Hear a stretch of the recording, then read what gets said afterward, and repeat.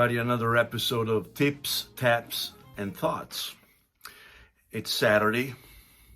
I'm wondering how many colleagues are out and about, loading their car or on the way to a gig, or maybe already at the gig, setting up or possibly playing. My point is that, you're playing first of all, you're playing the soundtrack for a very special day, probably the most memorable day for most people. Party time, people get dressed, lots of preparation, sometimes a year, sometimes 2 years in the making.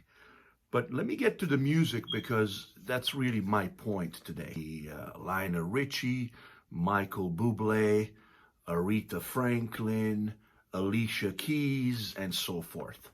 Now, what do these artists or songs that are part of the common wedding repertoire set list that most bands would hit is actually some very cool, amazing drumming performed by some of the most famous drummers on the planet. In fact, some of these drummers are the ones that I know that most of us would get in the car and drive 2-3 hours to watch them at a drum set clinic, seminar, or would buy their instructional material.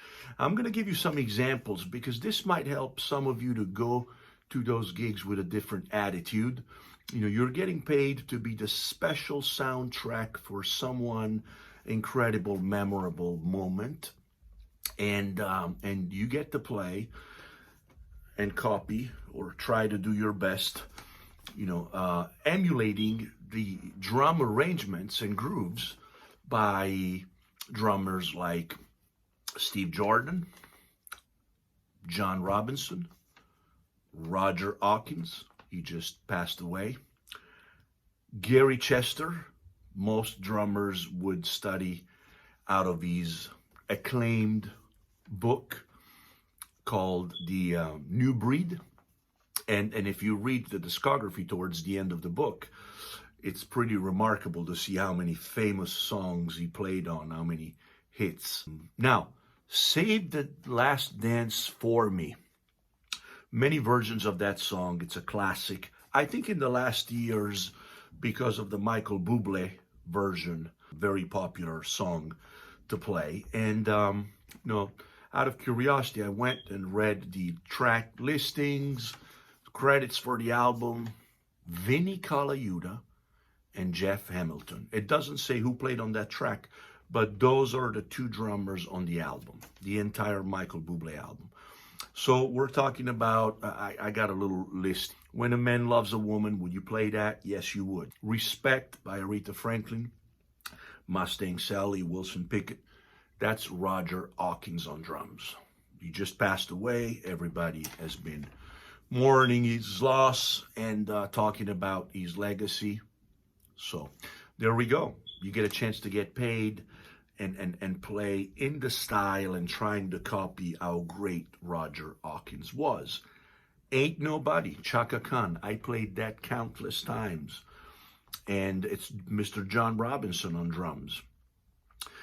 Also, The Greatest Love of All, Whitney Houston. That's another classic. It is also John J.R. Robinson on drums. Let's Stay Together. Al Jackson played drums on that song. Beautiful groove. Now, these are songs that if you go and dig deeper and really listen, you're going to enjoy some great drumming and maybe capture some of the details, which are what makes those drummers also the most in demand at the time. Some are still doing it on all of these very popular tracks. Steve Jordan. Steve Jordan is considered one of the absolute groove masters. He played on Alicia Keys. And that's also a very, very popular song that many wedding bands do. So check out that groove as well. Now, Gary Chester, Under the Boardwalk, The Drifters, classic song. Many bands do that. Bars, weddings, functions, and so forth. He played on God Bless the Child, Aretha Franklin. He was in demand, so much in demand that there's a full page at the end of the book, and the the titles of the listings he's on are so small because they probably wanted to fit it all in one page, and the recordings were too many. So check out the discography for Gary Chester himself, and then again, Save the Last Dance for me. It's either Vinnie Colaiuta or Jeff Hamilton. Of course, Vinnie played on Sting's music. I mean, I could go on and on with this for a very long time. Do some of the homework. Maybe look at your set list, at what you do with your wedding band. Go back, listen to the originals. It is easy now, or easier, to go on Google and find out who played drums. And if some of those are your favorite drummers, it might give you that extra motivation to get dressed, get in the car, drive, set up, be there on time, be ready, know your parts as much as you can, and of course make sure that it all fits with the rest of the band. It's not just about you, but you might have to adjust the beat, play it a little slower, a little faster, or simplify for many, many reasons, which I'd be happy to discuss in another episode on how to customize parts depending on the occasion. So thank you for watching this episode. Subscribe to my YouTube channel. This was another episode of Tips, Taps, and Thoughts, and I hope it was helpful for you to hear some of what I had to say, and we'll see you next time.